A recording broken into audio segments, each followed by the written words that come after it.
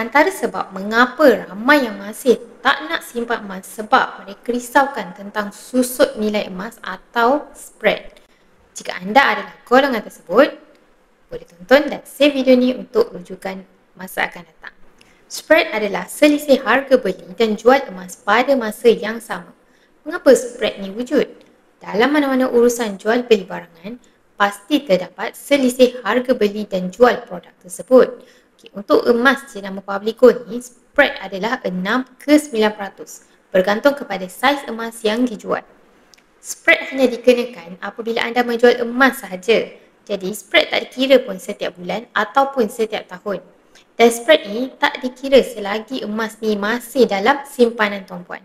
Saya berikan contoh, gold bar 250 gram.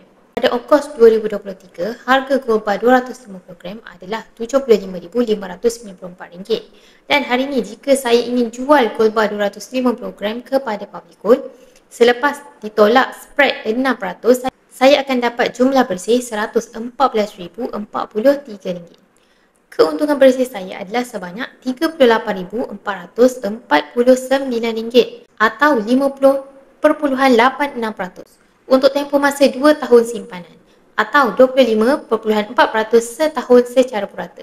Dalam tempoh ini, saya tak perlu buat apa-apa dengan gold bar 250 gram ni. Saya hanya perlu pastikan emas ni disimpan dengan selamat.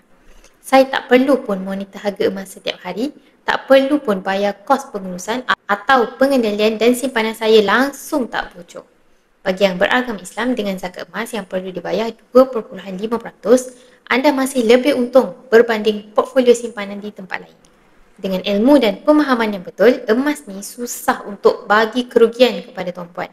Bagi yang ingin mengalihkan sebahagian simpanan dan bekukan dalam bentuk emas fizikal, isi borang sign up di bawah atau DM saya untuk saya bimbing step pertama tuan-puan dalam simpanan emas.